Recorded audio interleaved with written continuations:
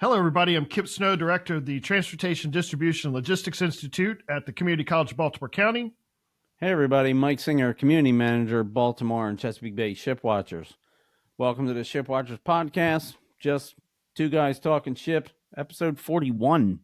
Yeah, that's. I think I need like a ticker or something, so because now that we're in the 40s, it's like they're all starting to run together. Yeah, you mean like one of the signs at the deli? You just reach behind and king. Serving next. Maybe you know what they sell those online. You can get those little like homemade tickers that you can install in your house for like sports games or Right, whatever the stock market number that we need. The episode number on them. Yeah, or something. This many days, hours, and seconds since the last podcast. I don't know. We'll have to come up with something creative and funny. Let's see how long it takes us to do that. Yeah, I know, right? We're barely functioning. So what makes you think that we're actually going to pull that one out? Yeah, come on. Yeah. All right. It's a nice idea, Kipp. I know. Concept makes sense. Yeah. All right, we've got I think we got a really cool episode here for episode 41. We've got a special guest. We'll introduce that here in just a minute, but so you want to listen to what we've got today. But first, let's go ahead and get into our shipping updates for the week. Yep. So as we always do, and maybe we'll expand this one of these years, we look at one of the easiest available metrics that the state provides, that Ports America and Seagirt provide, which is how many truck transactions happen per day. And so we totaled the week up, come up with a daily average for that week. And so it just kind of helps us kind of track what's going on at the port, but obviously only containers. So 4 weeks ago, daily average of 3,270 truck transactions per day. 3 weeks ago, 3,405. 2 weeks ago, 3,669. And then this past week, 3,326. So back down another 300. But I think there were a couple factors. I was talking to one of the people and one of the sources that we use that actually post the graphs on Facebook. Oh, okay. And they had mentioned that there were a couple of factors, like they closed one of the gates earlier or something. I forget what the specifics were, but so okay. Well, then that helps us to understand a little bit more about some of the what I would consider minor fluctuations in what those metrics are on a daily basis. So there may be factors like gate closures or weather or those types of things that may correspond with that. All right, well that's Absolutely. Good to know. Now you mentioned these are some of the most closely readily available metrics. There are quite a number of metrics that the port puts out, and whether it's direct from the state or maybe from an import or export compliance and what customs or census collects. There are quite a number of those metrics around. This one just happens to be pretty easily published because of what Ports America Chesapeake provides. Right, and it's very recent and up to date. You can get, as a matter of fact, you can pull up the website. It's public, and actually watch the graph grow, the bar graph grow during the day. As they're as the trucks are coming in and they're processing container ships, you can actually watch that happen during the day. And so on a PC, you have to refresh. And I've never tried this, but supposedly on the app, you just leave it up and it just moves on it. Yeah. Now, I haven't tried that, but it sounds cool. Why don't we go ahead and get into our big news for this episode? We Really? We had an interview with Colonel Estee Pinchasin. Right. You got it right. How did you even secure that? And that's all you. I can't take any credit for this one. Okay. Well, it started months ago when she was at one of the port meetings, right? So I mean Was months. that was the BPA, the Baltimore Port Alliance Right. meeting that she Yes, the spoke at, Baltimore right? Port Alliance meeting, and this was probably last spring or last summer. Um, and if you know anything about me, I see an opportunity, and I'm like, there is no way I'm not going up in the front of that room and waiting and introducing myself to Colonel Estee Pinchasin. If I have a chance to meet this lady, Mm-hmm. I'll just stay here. And so she's very friendly, um, and ever since then, I've been wanting to get her on the podcast. Um, and then she spoke at the Women's Traffic Club. They have a monthly meeting, and sometimes they have guest speakers.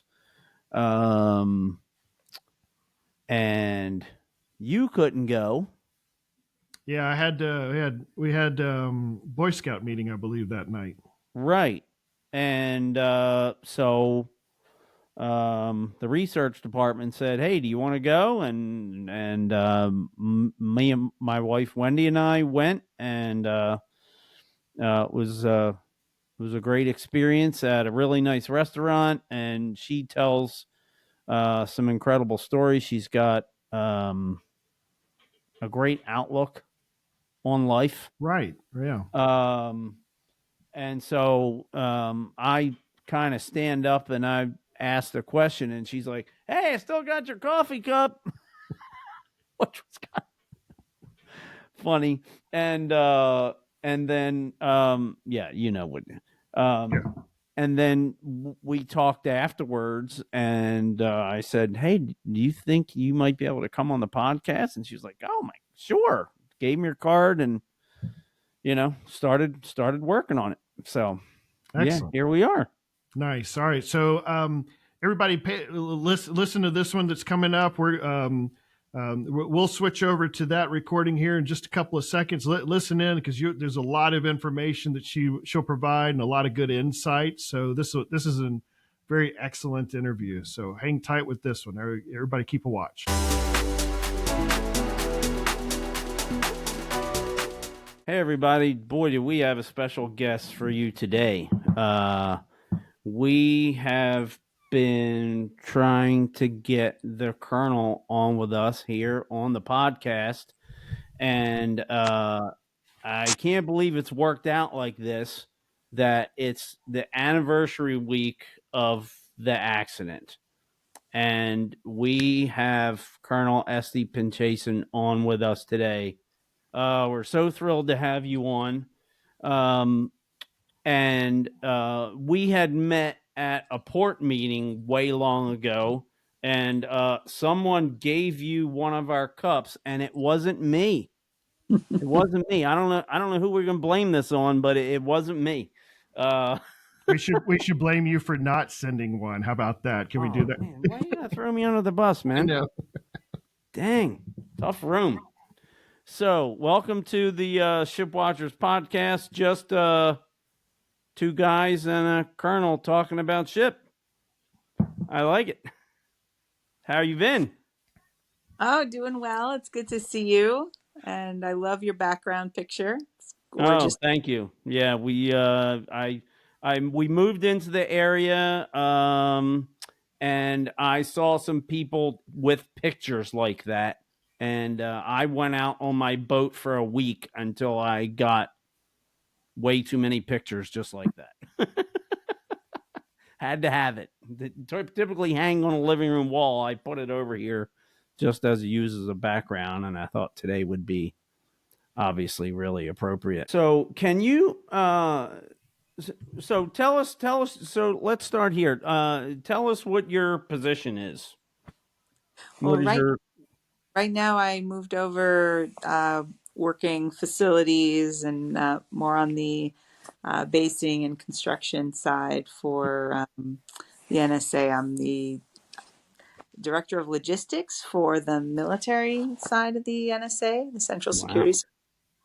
But during the incident, I was the commander of the Baltimore district for the U.S. Army Corps of Engineers, Right. And which is so, down Baltimore. yeah. Yeah, can you tell us a quick story how you became district commander? So I was selected for command, and the Army slated me to command a district, and then it became the Baltimore district.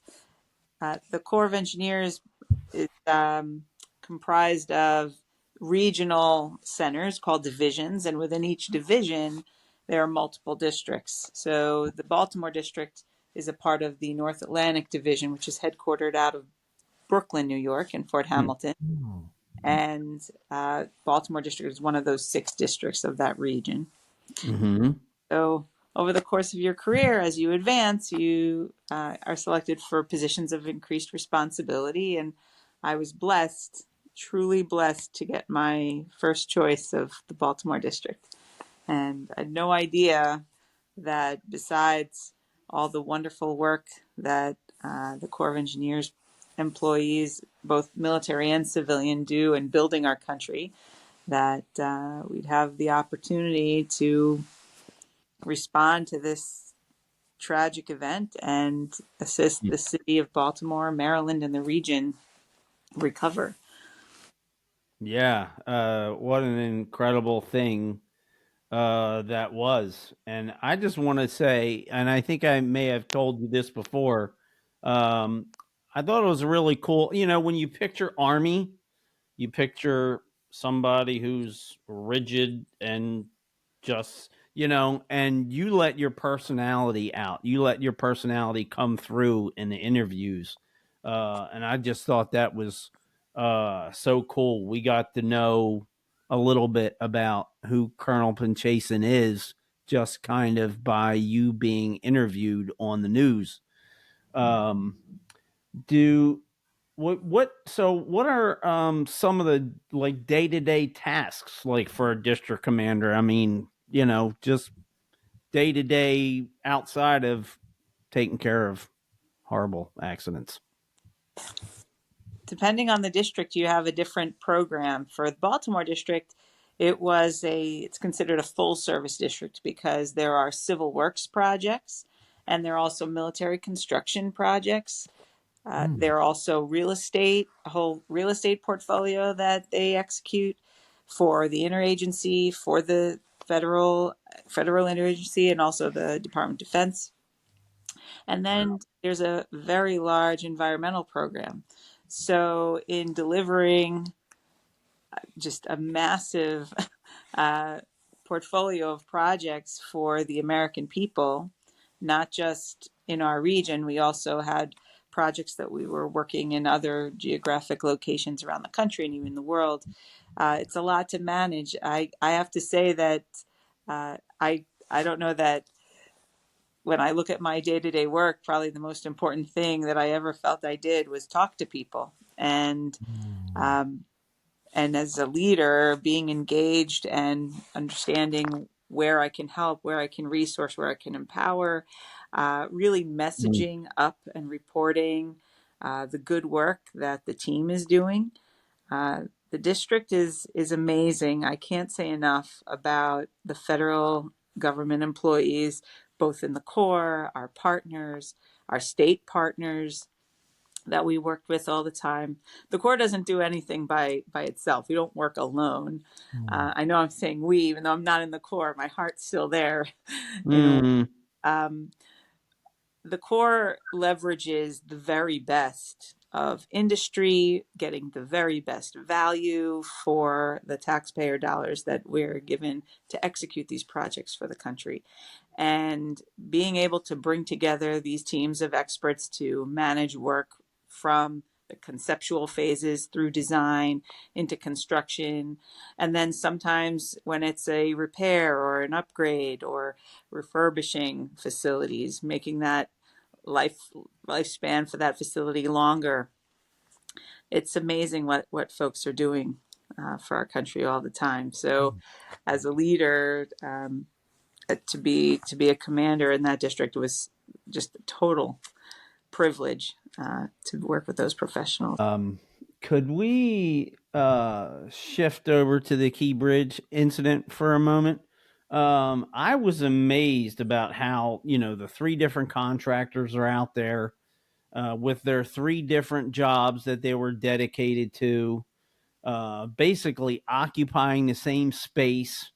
And I figured the Unified Command had a lot to do with organizing that and making sure that they weren't stepping on each other's toes. And could you talk a little bit how that worked? Like what protocols were in place to make sure that they were all basic? I mean, so about the camera, about the live stream camera. So, there was 10,000 people watching that morning. Now I don't know if there were 10,000 people watching when all the activity started to try to get everything cleaned up, but I think on a given day it might have been 4,000. I think I remember, and so there are all these people watching, and of course we're watching from 3 miles away. But it looks like everybody's in the same space, and it just seemed hard to imagine that. Wow, there's all this activity going on in this one space. Can you talk about how in the heck you kept all that organized and them working together? And just wow. So from an overarching perspective, you had the incident management system that, thank God for the Coast Guard, kind of leading the way as the federal on-scene coordinator. We established the unified command the next day. Remember, the first day you had the incident commander when it was search and rescue. It was the Maryland Transportation Authority Police as the incident commander with one. And by 6 p.m. that night, we transitioned to a recovery operation once we knew that we weren't going to find any survivors. So it went from search and rescue to search and recovery. At that point, that was really the first stage of establishing the unified command. And we also then moved into the cruise terminal. We were in the Maryland Transportation Authority Police Headquarters for that first day. And then the next day, we stood up the unified that night and then established the Unified Command's incident command post at the cruise terminal because we weren't going to be having cruise operations in Baltimore. Right. That was space because you were able to spread out all the different agencies and stakeholders, whether they were supporting partners or within the unified command of the 6 major agencies. We were all able to co-locate, operate together, and meet, have that battle rhythm, whether it was through the planning P of the incident management system, but also the governor, the mayor, different elected officials were able to come and be informed about what was going on. And so you had this overarching framework. What was really critical from our perspective was, from the Corps of Engineers side, bringing in the Navy's supervisor of salvage, who are the very best experts in this realm. And they were able to leverage their already contracted, they have several contracts geographically aligned, ready funded, ready to go for incidents just like this. They exist for this exact reason. Wow. And so, for already having an inter-service support agreement in place, this wasn't something new that we had to negotiate. This was already signed and ready to go. We were able to move resources from that partner, from the Navy, who activated their contractor. Within hours, they had equipment and people on the move coming down to the scene. What was really critical there was having the Navy's supervisor of salvage personnel serve within the unified command, within the incident command post, as the salvage branch chief, and integrate the 3 salvage plans of these 3 contractors. Because you had 3 different authorities. The Corps of Engineers authority was to clear that federal channel for safe navigation. You had the Coast Guard, who has over the maritime transportation system, and with their authority overseeing basically the shipper's salver, and then the state, the authority outside the channel with their contractor, Skanska.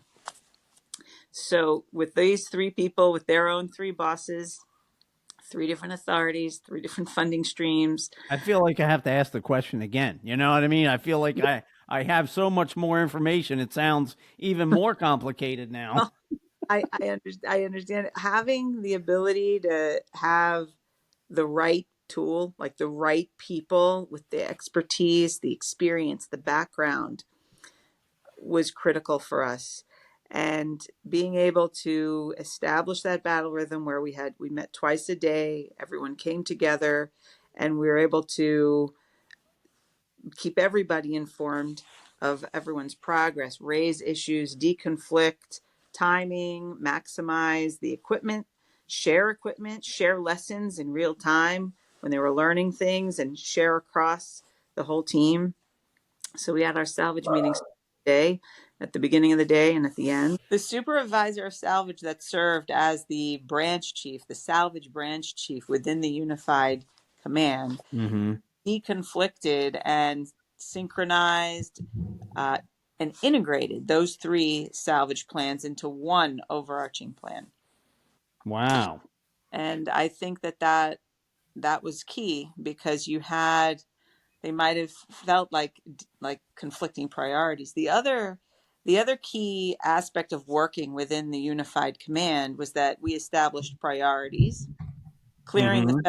channel was the number one priority. So all 3 salvers knew that that was the number one priority, nested within Governor Moore's priorities. The number one priority for him was to recover the missing personnel, same as us. And then Mm-hmm. the salvage, the first thing was opening the channel, restoring navigation to the port of Baltimore, getting 8,000 longshoremen back to work, and 15,000 other workers in the surrounding businesses back up and running again. So everyone knew right away that those priorities were set. That doesn't mean that the work was happening sequentially. It Mm. doesn't mean that it was first clear the channel, then do the ship, then go outside. These 3 were working together. All that work was happening, and planning was happening in parallel. And then each salver would explain where they might have had critical tasks or efforts within their schedules, so that everyone kept moving forward and that we could deconflict and work. These salvers cooperated, and I thought it was really good to see. You had 2 of the United States' best salvers, Don John Marine and Resolve Marine, who are normally fierce competitors, now cooperating, working side by side. Right. Um, Not saying that it was all roses and everything was perfect. It's never like that with anyone, but they were able to go through and share. And at the end of the day, when the work was done, they come together and they talk. At the end of the day, there is this brotherhood within the salvage industry. They really understand each other. It's a very unique skill set, and just wonderful, wonderful team. Wow, that's really a cool story. I'd like to ask Expect. a follow up on that real quick. You had talked about that there was some maybe some agreements already in place, or something for these types of these kinds of transactions or types of situations where, when an incident happens, the partners have to be mobilized almost immediately, and we don't need to get the contract, negotiators and involved in the process of trying to get some actual work done. Are there standard operating procedures for these types of things? I can't. I mean, is there? I'm scared to even ask. Was there a standard operating procedure for a bridge? A ship No, hitting the key bridge type, or is it yeah. more generic? I don't. You remember 2 years ago we had the Ever Forward run aground on the Craig Hill Channel, and the same team came together. In fact, 3 of our unified commanders were on that unified command. In a typical salvage Wow. operation, you would have 3 unified commanders. You'd have the federal, state, and the salver for the shipper. Normally 3. But this was very different, because you didn't just have a ship. You had the bridge, which was a major transportation artery laying on top of it. The bridge belongs to the Maryland Transportation Authority, so they were a unified commander. You had human remains in the water, sensitive there, so you had the Maryland State Police. you had a potential environmental problem. So you had the Maryland Department of the Environment. The federal channel was obstructed, and so that was us. With the Craig Hill Channel Ever Forward issue, it ran aground outside the channel, so we weren't affected. We were a supporting agency in that unified command. You had the shipper as well, and then you had the Coast Guard. So we were all together, but you had a Like tremendous. Thanksgiving dinner. No. It was great.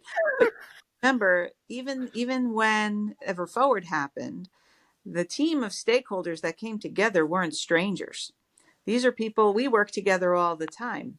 We are partners in this port. It's our city. It's our community, and we are partnering. Whether it's the dredging program where Baltimore District is maintaining the approach channels into the port of Baltimore, working with the pilots, working with the port, working with the Coast Guard, whether it's MDE and DNR, whether it's working on Poplar Island and now soon to be Mid Bay. There's a lot of partnership with these teammates that, once you're activated into this kind of a situation, yeah, it's on steroids now, but it's not learning new people, new personalities. The human infrastructure is already there. And I guess it's a blessing that we did have the Ever Forward just 2 years ago, because then it was really fresh. You know what I mean? So Wow. I think that the incident management system is something that I learned about in courses and different times where you hear about it. But until you actually use it, you don't see how powerful of a tool that is. It's tailorable. You have your planning P, the planning P process that you go very structured, gets everybody on the same page, and you have the opportunity to tailor your organization with the types of agencies you need, with the types of capabilities you need. You can even tailor the forms that you use. I mean, it just blew my mind. That's very different from me, what I was used to and how I at first envisioned in the first few hours of the day.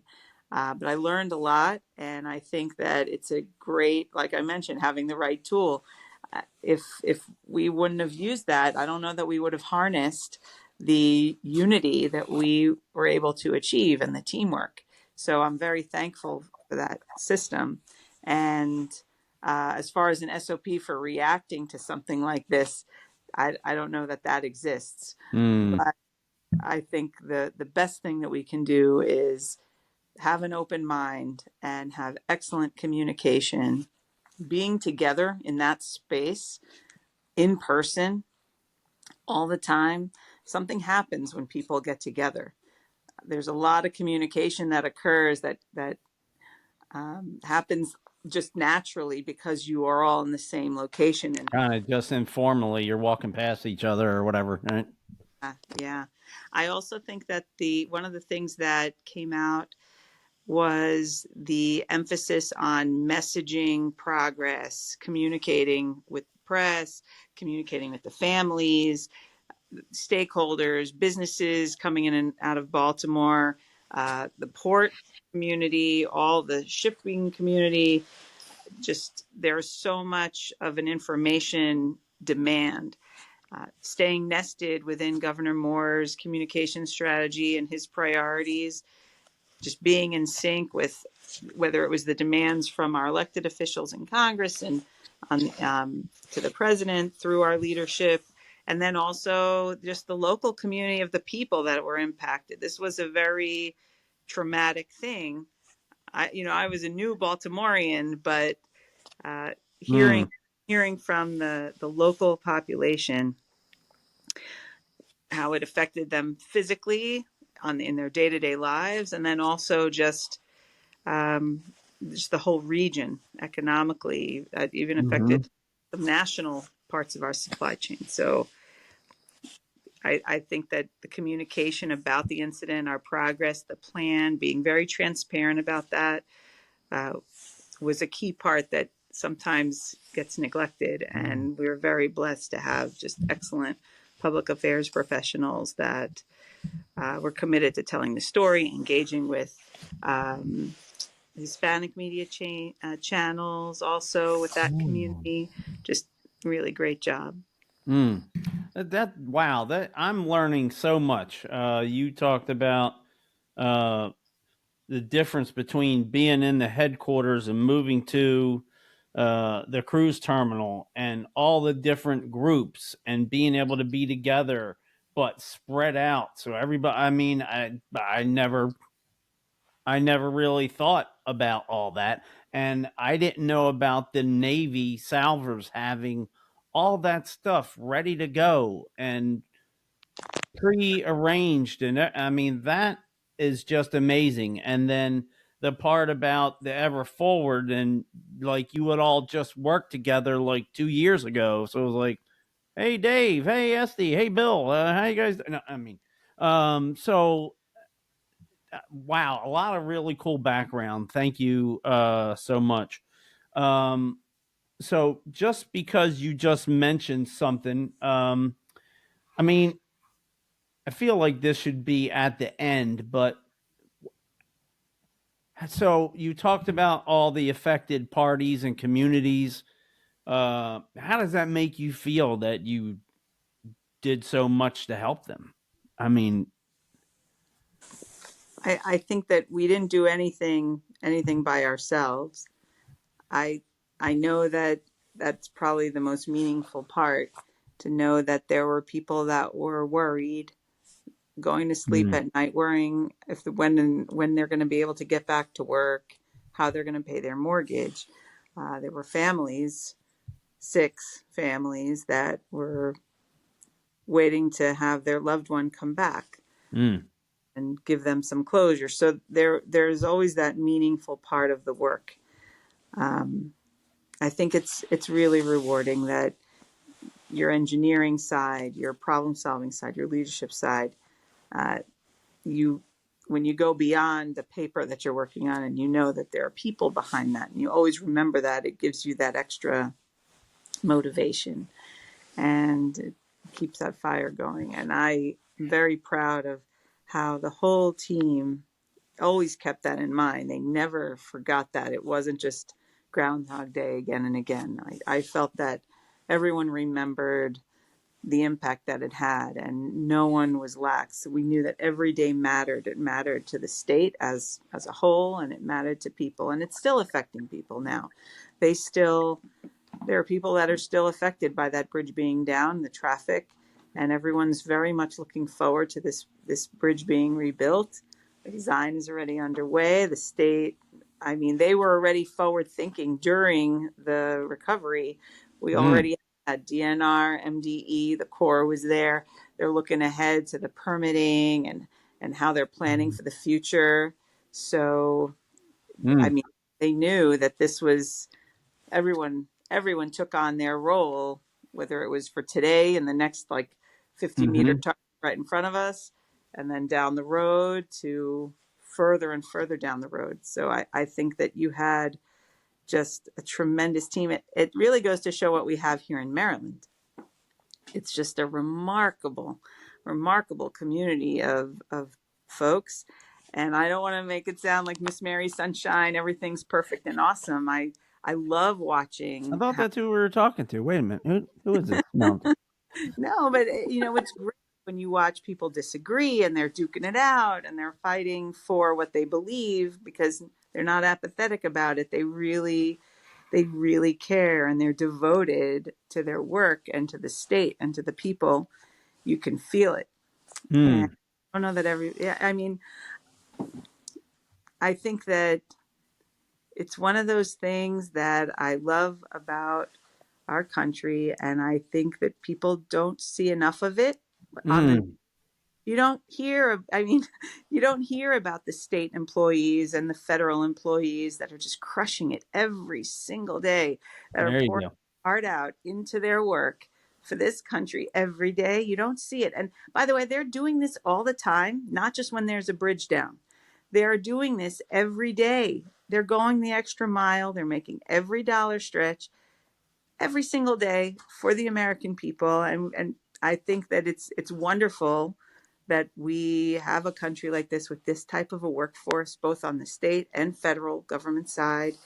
Um, and seeing that, it wasn't like a surprise, but it's just mind blowing to know that when you come together and you see everybody in action, you know that they're doing this all the time, every day anyway. And Right. it's something I every time we talk about it to different folks, like, wow, I didn't know this. I wish I could hear or see more about it.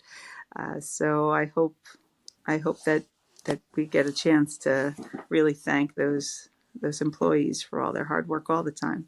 Wow. Thanks for pointing that out and speaking up for them. I really appreciate that. Um, so something you just said, I want to drill down a little bit if I could, because, in this era of social media, right? And I don't know if you see, I mean, just today, I'm trying to talk to yahoos down off the hill. You know what I mean? Why isn't it built yet? It should have been built, they're complaining and running their mouth and just, and so you were talking about how locally in the state was like had this forethought and planning, and they were kind of thinking about things in advance. And could you tell us a little bit more about that? I I think think that people would love to hear those details. I know what you mean. I've said this before, where we just want to click the refresh button on our Internet Explorer back in the day. Remember Netscape when we were really young? Wow. I refresh, Web crawler, anyone? Okay. right? I think that there's our chief of engineers, Lieutenant General Graham. He talks about getting the engineering right and getting it right the first time. It was very similar to what was going on with the bridge. The bridge was down, and that literally that first day, everyone's saying, well, when is it going to be clear?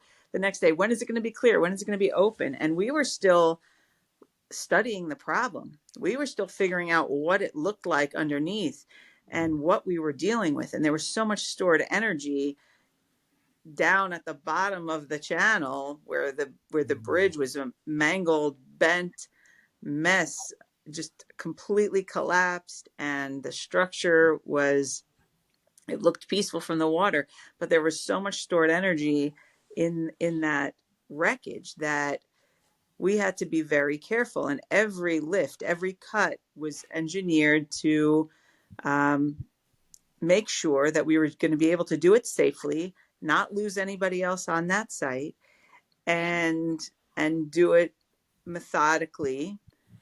And I know in the Army there's that phrase where we say slow is smooth and smooth is fast, and I think that applied here. I also think that whether it's this bridge or other parts of our country, when it comes to infrastructure, I know, taking command of the Baltimore district, I was learning more and more what it takes to build our country, what it takes to operate those dams and those levees that are within the district, much less everywhere else. Those are just the ones that the Corps was working on. We have so much infrastructure here, and especially in the Northeast, where we're so densely populated. I think that there isn't as good an appreciation of what it actually takes to build things. We take it for granted that the water's running, the lights are on, we've got working sewer systems everywhere. But if you go to other countries where their government isn't functioning, or they don't have this kind of like working machine that we do, there are tons of countries that do. It doesn't just happen by accident. It doesn't just, everything happens because of the efforts of others. And we do care about the environment, and we do care about occupational safety, and we care about how it's going to affect different parts of the community. So those are considerations that we take into account. And yes, it complicates it, but that's why they pay us the medium bucks, to think about these things and to think about how it's going to affect our drinking water, and think about how it's going to have whatever long-term effect, and how to make it more sustainable. And we should do that. Why wouldn't we do that? So I think that these things do take time to get it right.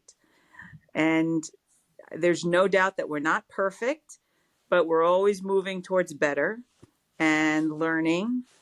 I just wish that that we looked at it through those kinds of lenses and had like more of the teamwork and a little more trust, benefit of the doubt kind of an approach. I know I sound super idealistic and some maybe some might say it's naive, but I believe, I guess, fundamentally in the goodness of the people that I see working their hearts Mm-hmm. out.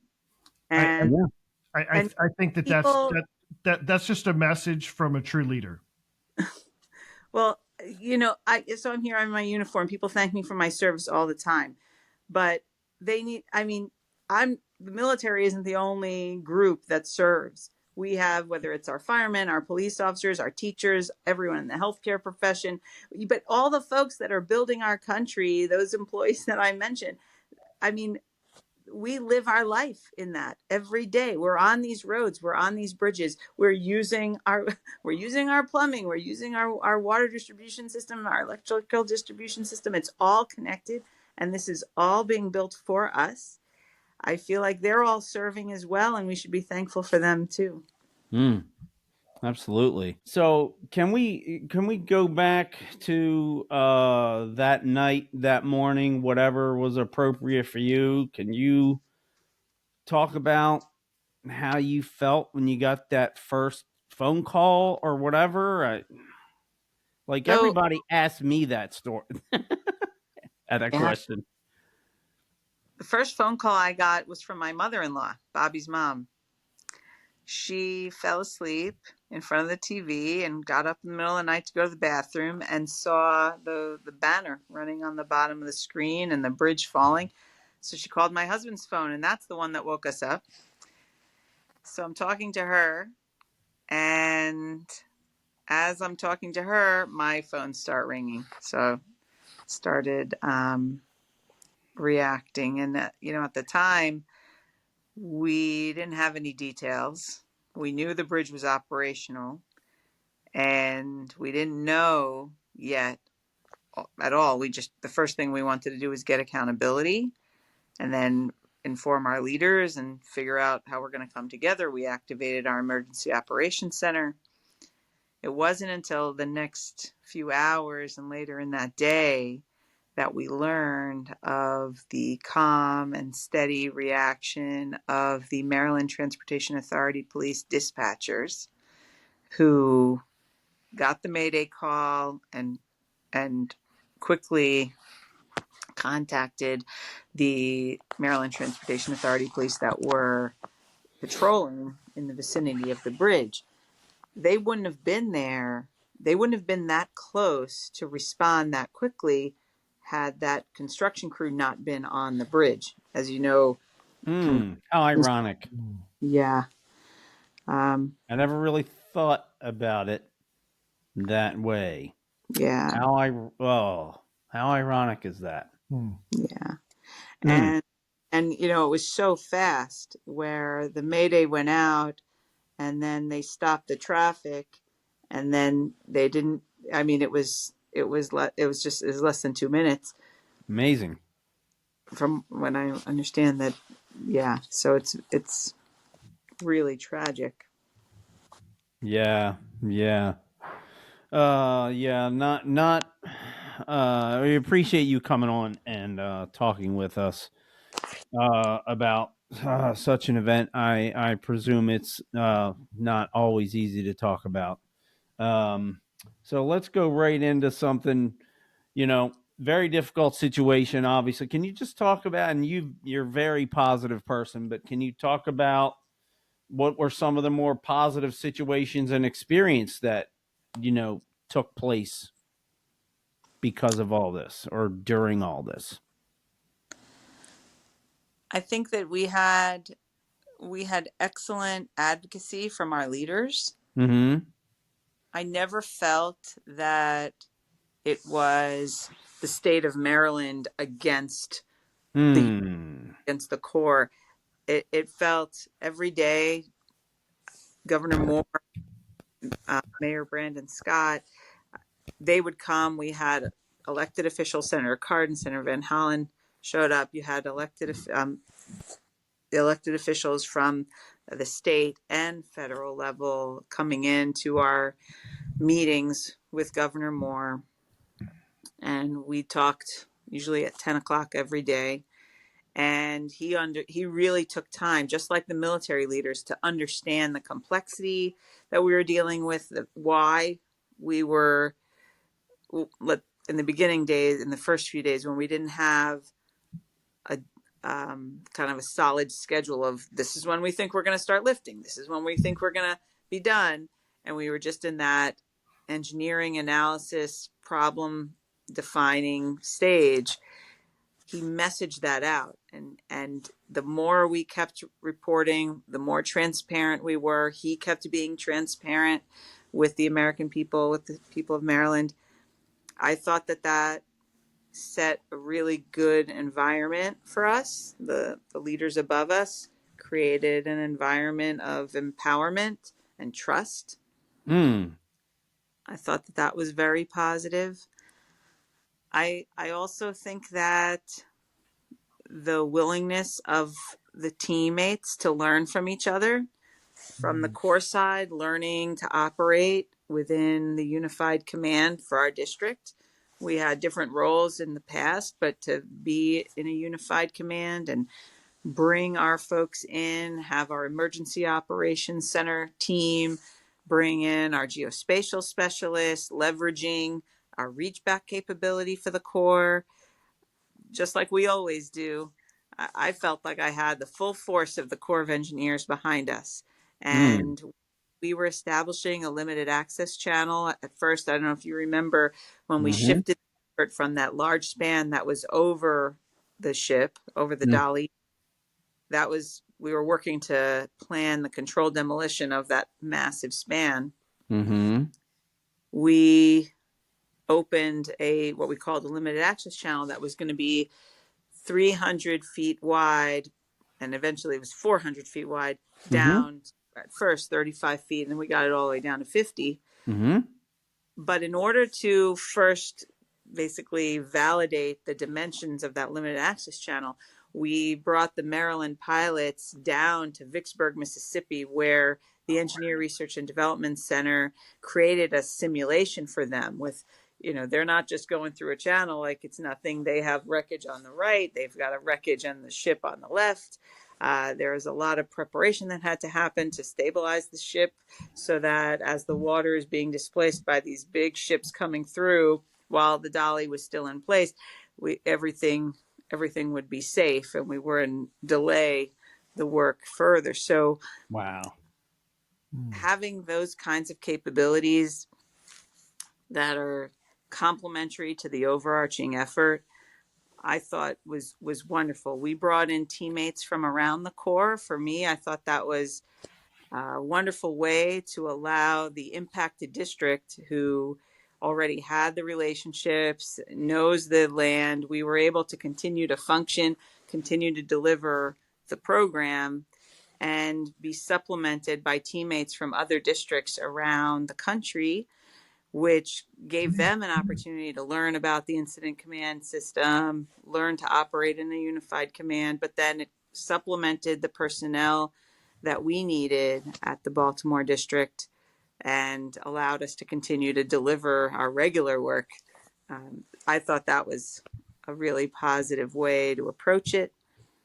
I also think that with the messaging, how we managed to, whether it was the chief of engineers messaging out at the national level and then the unified command and us were more at the local level, that way just being able to communicate to all the personnel that needed to know, whether they're making decisions about money, making decisions about how to approach it from an engineering perspective and then from the long-term planning. I thought that was one of those things that you don't realize it's a whole line of effort, but it's very important to build and maintain trust with the local community. Yeah.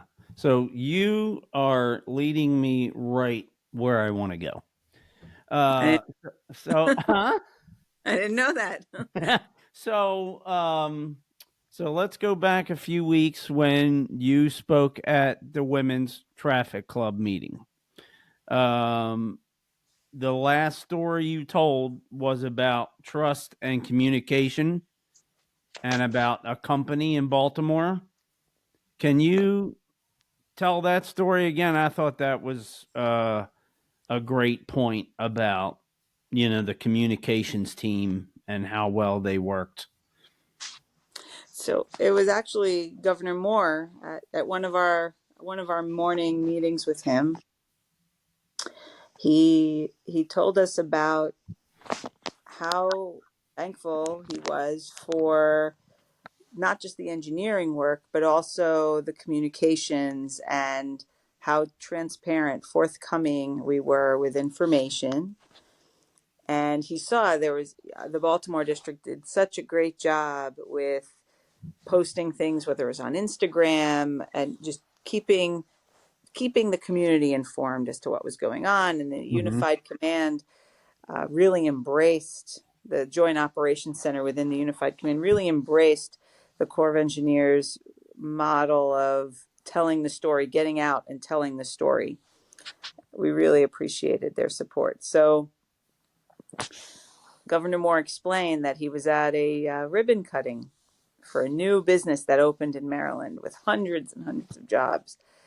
And they informed him that when the bridge fell, much like many businesses that come to Maryland, because of how excellent our port is and how its growing distribution system is one they want to leverage. And now with the Howard Street Tunnel coming up online, we're going to be double stacked all the way up and down the East Coast, no problem. People are coming to Maryland for that reason. And when the bridge fell and the port was going to be closed, everyone's pumping their brakes, including this business, right? And they were seriously considering and looking at other options and where else they could go. Well, they ended up making the decision to stay, and they told Governor Moore that they heard and had confidence in what the Unified Command was putting out. And so Governor Moore explained that he's like, you got the win on that one. He told us, he said, the Unified Command's got the win on that one because they stayed, because they saw that you had a plan and that they had confidence in what the Unified Command was putting out. So, what would you tell people who might be interested in your line of industry work or jobs that you've held during your career, such as training, education, your soft skills, what to do to gain employment in your industry or any of your industries, in your career? One of my favorite parts about being an engineer officer is the diversity of our mission set. There's the tactical side of the Army. There's the technical side of what the engineers do for the Army. Also, if you don't necessarily want to serve in uniform, you can serve in the armed forces as a Department of the Army or Department of Defense, any one of the services as a civilian. There's so many ways to serve. I do believe that this way of giving back is very rewarding, and the people that you get to serve with make it the very best. There is a camaraderie that is built within these types of organizations that it really becomes a family. And besides the work itself being exciting and fun and meaningful and impactful, you also just get to be with people that you truly care about and working for the American people that we all care about as well. I think that when you're starting out and maybe you're straight out of college or you're even still in college and you're excited about the work that you're going to do, you don't realize, especially when you're young, how those leadership lessons are going to come in handy way down the road. You might not even realize you're learning them at the time. People that you're with that make you who you are, that are along for the journey, that are shaping you and teaching you, whether it's through their awesome example or sometimes you're learning from people how not to be. It's all making you who you are and the Mm-hmm. that you're going to be. When people ask me about serving in the Army, it I always go back to the reason I love it so much is because of the people and friendships that I've made along the way, the leaders that I've had the honor to serve under and with. And the harder it was, I it seemed to me that that's what bonded us and made us even closer because we overcame things together. Mm. Sometimes the challenges, no one ever hears about it because we're just knocking down targets and getting after it on a small scale, but it's mattering to someone somewhere in our country. And I think for me, that's probably my favorite part, is where we get to help make our country better, both at home and also represent when we have to go away. So it really is, the Army is a family, and just like in Maryland, we're a family. I just, to me, it's all about the people that we get to be with and take with us, and they're with us for our whole journey. And no matter how much time and time we're apart, no matter what, whenever we come back together, it's like just a big reunion. I just love it. Very cool. Very cool. Thank you so much. Kipp, do you have anything to add or? No, I think that covers those kinds of thoughts and questions that I had. It was I think for me also it was very interesting to hear some of the things that were going on in the background. I didn't have a I mean I kind of had an idea, but Mm. I didn't know it was that involved and that robust. And so that was very, very enlightening to further understand all of the intricacies that were involved in what what had to happen in those moments immediately after the collapse. So thank you for coming in and sharing some of those thoughts and feelings centered around it. I know we've heard a lot of stuff that's out in the press and what transactional records of what's been happening, but to hear kind of firsthand is very, very appreciated. So thank you. Yeah, he didn't have anything. He didn't have anything to add. Thanks for throwing me under the bus. Touche. Yeah, so we come down to the ship watchers, it all started with kind of logistics and you see a ship go by and how does that work, or why is that going this way, or what's in that ship, or how and why does that work and why is it here. So for you to be giving us this incredible background to what happened during this whole Key Bridge process. We really can't thank you enough, Colonel, for joining us today. Well, Thank you so much. we should hope to see you out on the water. That would be cool.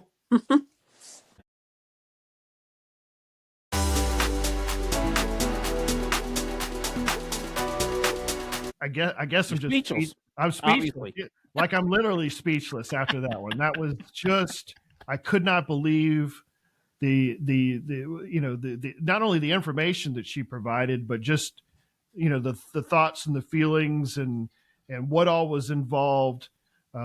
Discussing how the unified command worked and some of the things, even within the first couple of hours afterwards, what was involved. That was just impressive. What were your The background, the details. Yes. That's kind of my thing. How does this work? Why did that happen? And boy, did she give us some details about everything that happened with the Key Bridge recovery that we had no idea about. And the fact that she was willing to do it this week on the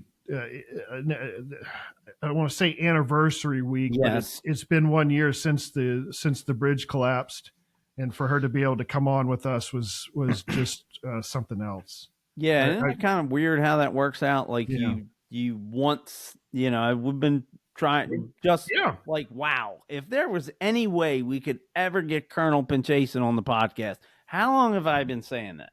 Right. And then you did it this week. Yeah. And then it just happened to fall into place, and it happened to be Key Bridge anniversary week. I mean, how the heck does that happen? Yeah. And just it was just a tremendous amount. It was I really am appreciative of the time that she took spent with us. Yeah, it was great. All right, so speaking about the Key Bridge and things that are happening this week, we're in our next episode we're gonna cover some things related to the Key Bridge and this anniversary date. But we because if we did the Key Bridge anniversary and everything that we want to do, and coupled it with Colonel Pinchasin, the podcast would be 2.5 hours. Right. So we're gonna split it up a little bit, but yeah. But I also know that throughout social media and some of the other traditional broadcast mediums that there is quite a bit that's out there that's of media related solutions that are commemorating remembering the whole incident. So I thought what we should do is kind of go through and just briefly list out or point out all of the different episodes or things that that viewers can go to look and learn and view. Yeah, I got a list here. Okay, good. All right, so 3 weeks ago there was a Nova special called Baltimore Bridge Collapse. And you can see that on the Nova PBS official channel on YouTube. And people are getting these two kind of confused, but then just on Wednesday, March 19th, so last Wednesday, was an MPT WBAL kind of partnership. Key Bridge disaster, reflect, recover, and rebuild. So you can see that at the MPT website. So www.mpt.org/keybridge. Also, the Maritime Transportation Authority, MDTA, is releasing a series of videos and interviews. They did release one. I couldn't find the information to write it up. But they're supposed to be a series, and they're supposed to be releasing more this week. So if you would just follow MDTA on their socials, whichever channel you like. Yeah, and I do see that they are putting those videos up through their social channels. So that is correct.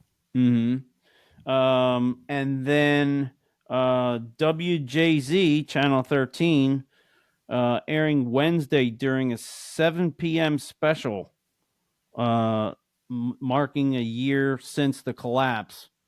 And they interviewed me about the camera and the Shipwatchers, and so I'll be on there. Great. When was that again?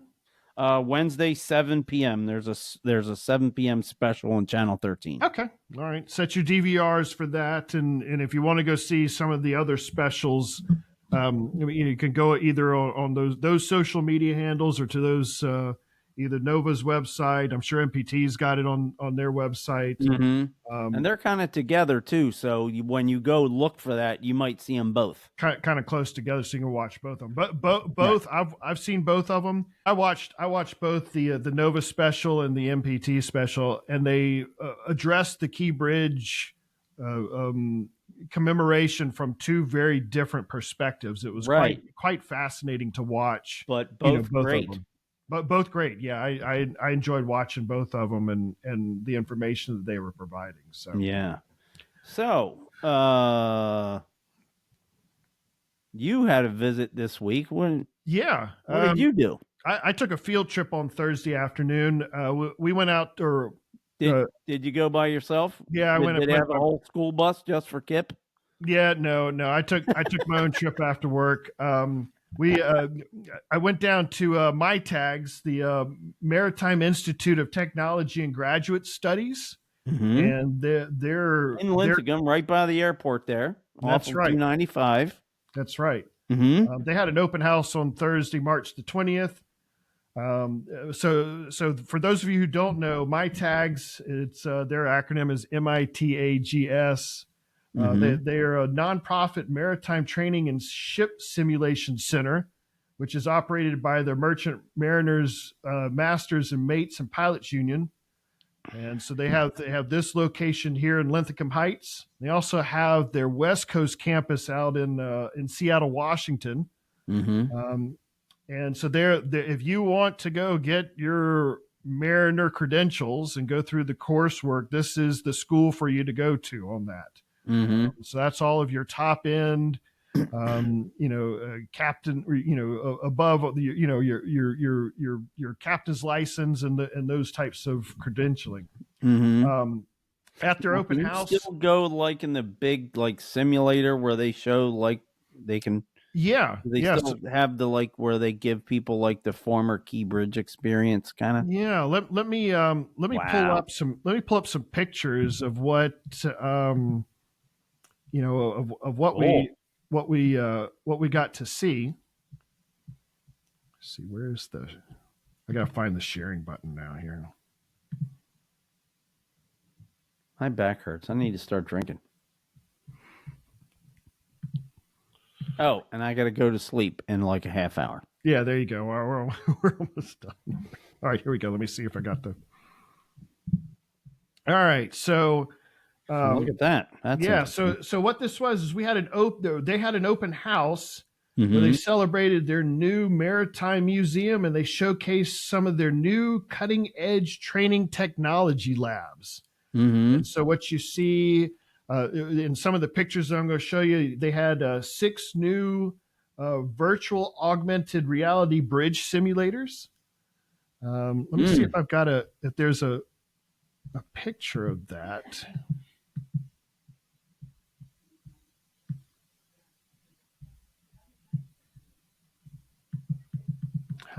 How does nope? That's not going to.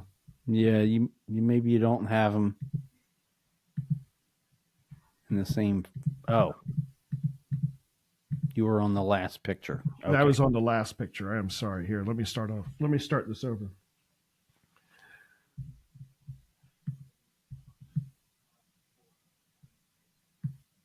Yeah, just make sure you're on the first picture and then just start. Yeah. All right. So they have 6 new virtual augmented reality bridge simulators, and so what this is a picture of one of them. It's a room where it has your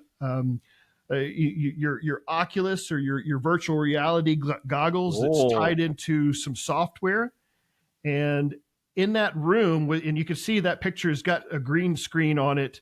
When you put those goggles on, the whole room turns into a ship. Wow. And so you can stand there right where you see the person standing here with the goggles on and turn 360 degrees, and it looks like you're actually on the bridge of a ship. What? And this helps you helps with their trainings related to bridge operations. So that was now, pretty. Is this the first time? Do you know? Is this the first time they've had that kind of headset technology? Because I know they have like the big room with the big screens, right, which is how you used to have to do it. Yeah. Right. I mean, is this the first kind of installation of this type there? Or? I believe so. I think that they have had some other types of. They definitely do have other types of simulators, but I think this is the first time where they have a fully integrated virtual reality training simulator, just like this. Cool. For those who've been there, you may be familiar with the 3-story kind of IMAX screen simulator that you have, and you actually walk into a bridge kind of environment room. I want to go. I want to go. Yeah. So this is actually there's actually 6 of these little green rooms all in a row where you can go and have individualized training, or they can sync all 6 of them up and they can operate from one particular console with the training. So it's pretty neat. So they allowed the guests to come in and simulate this environment. I believe in this particular setup, they were in New York City Harbor. Mm-hmm. So that's, they have all the instrumentation, and they actually have a wheel there that you can, turn back and forth, and it works in with all of the technology. You can see me there. I got a chance to try it out. You know what I think is interesting, because like, the rooms don't have to be the same because you've got this virtual reality helmet on, right? So it really doesn't. Yeah, it really doesn't matter what the room looks like, or they don't all have to be the same, Correct. Yeah, it was the virtual reality component allowed you to see all of the things that you needed to see inside of the goggles there. That's really cool. So that was really neat. I got a chance to try that. What did you think? Oh, I thought it was amazing. I mean, like, and even the sensitivity of the the wheel and how it responded to the video inside, it was very lifelike. I didn't have it on long enough to get kind of that seasickness feel to it, like what I have in the big simulator. But right, but on the big simulator, I mean, is the floor moving on like actuators, or no? I think at one time when it was first put in that they had that functioning, but it is a stationary stationary simulator. But even the actual video, the 3-story screen that they have, it'll make you get sick. I gotten sick, I think, almost twice in it. But wow, yeah. So they also have some dynamic positioning labs, an upgraded ECDIS navigation and radar lab, and they have upgraded their full mission bridge simulators. And then also they've added some other components. I don't have a picture of there here. There's one more that I want to show you. This is another one of their labs that they have in there for some of their the positioning and navigation training kind of stuff. And so this is classroom lab training, and so the instructor is up at the front and controlling certain simulations and teaching about the technology related to the software, because this is the same style of software that you see on the bridges. So they're learning how to navigate these vessels in a classroom environment, and then they go into one of the labs and practice it, and then they go out into the water and actually practice. You recognize that map? Is which I don't have my glasses on this second, so that map on zoom it in. First screen on the right. Yeah, that looks like Trade Point and Old Road Bay and North Point there. That's what that looks like to me. Absolutely. I think you're correct. Look at that. Yeah. Did that zoom in okay? Yeah, that looks great. That's exactly what that is. Mm-hmm. And if you look to the other side, look at that. There's your shot of the Key Bridge. So wow. So they're able to simulate these types of environments within the classroom. And so that's what that open house is for. They wanted to show off their newly renovated 3,000 seat auditorium, and they also have a pilot ladder and offshore wind climbing tower. So they can actually practice the climbing. I want to do it. Actions to that you would see actually out in real world simulations. So, I wanted to show everybody that and promote what MITAGS is doing out and with the pilot the pilot training, the seagoing related training. And if you're interested, they have quite a number of programs over there that people can go and enroll and learn about these particular roles and jobs, and then go through the Coast Guard licensure process there. So Maritime Institute of Technology and Graduate Studies, and I'll put the link down here for that. So I mean, I would imagine they have people rolling through there all the time. Yeah, it was, the school itself is busy. They also have a conference center. So sometimes they host, non-maritime related conferences. Right. Don't they have like a whole cafeteria and food set up? And if you've never had lunch there, you should Oh. definitely go and grab a bite to eat because their food is fantastic. Wow. Yeah. Okay. All right. With some upcoming events. So just a reminder, this Thursday, March the 27th, the Baltimore Port Alliance Bull and Oyster Roast is taking place down at the cruise terminal. You can go to the BPA's website if you want to get a ticket for that. Have some good food, mingle with some of the folks in the port community. And then when we get closer to April 4th, we'll remind everybody of the blessing of the Oxford Bellevue Ferry. So we'll remind you of that. So from a Port of Baltimore history. So a lot of in trying to do some historical research this week, it was a little challenging because trying to do anything brought everything right back to the Key Bridge incident. Right. When you're doing kind of Google searches, and you're trying to do it around this date, and you got to use your Boolean like minus Key Bridge, right? You got to. So with my Boolean hat on, out. Yeah. So with what? No, with my Boolean hat, then What does a Boolean hat look like? I mean, I don't. You're gonna have to wear that next week. It's whatever will fit on my bald head. How about that? Okay.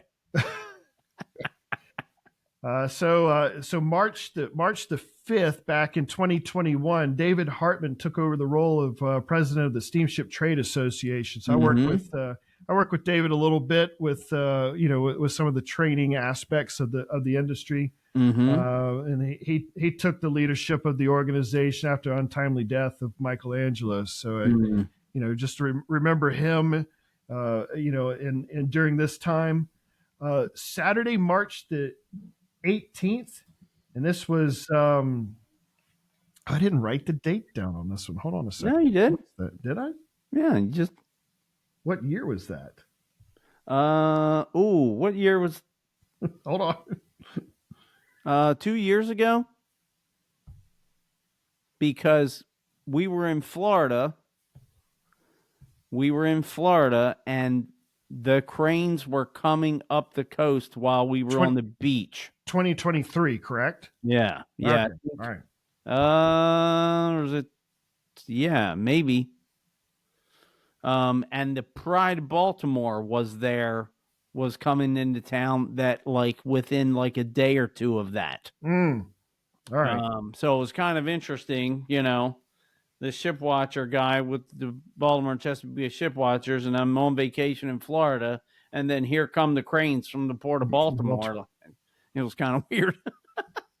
So that was Saturday, March the 18th, that those cranes in 2023, that those cranes left Baltimore. And there are some videos out there of them going under the Key Bridge. So, and then related to the Key Bridge, March the 23rd, 1977, the Key Bridge opened to traffic. So there's a lot of Key Bridge related things happening in March. So those are the important dates for right this minute. All right. So that's about it. I think that's about it for all that we've got for right now. So yeah, I think so. So just to summarize, we are Baltimore and Chesapeake Bay Shipwatchers. We have almost 16,000 people in the Facebook group, a bunch of folks who are just interested in knowing what's going on with the Port of Baltimore. We have our live stream camera. Of course, we do this podcast. We got a website with links to all of this stuff, plus port and ship schedules, port maps, all kinds of information about the port. We are on Twix. Shout out Amy Lawrence. Instagram, Reddit, Threads. Too many, to be honest with you. Too much stuff to keep track of. Yeah. And if you want to catch this on your audio side of things as you're driving through the tunnel every morning and evening, we're on Spotify and Apple Podcasts. Right. And if you're watching this on YouTube, give us a like, subscribe, and hit the bell to be alerted to new podcasts as they come available. And if you like the podcast, if you would just share it across social media, share it with your friends, tell somebody, that you saw some really cool information about the port. That would be great. And if there's something that you don't like, email Mike at Why is he going to throw me under the bus, people? BaltimoreShipwatchers.com. Twice today. It's because I don't have an email address, so okay. I got to email you, or I tell them to email me. All right, fair enough. All right. All right. Well, back to the busy week then, everybody. Mm-hmm. We'll see you on the next episode where we're going to put together some things related to the Key Bridge. So, All right, you ready to count? Ready to count off? Mm-hmm. 3, 2, 1. Happy Shipwatching. Wow, that one sounded pretty good. We'll see how it goes. All right, everybody. Thanks for listening. Have a great week.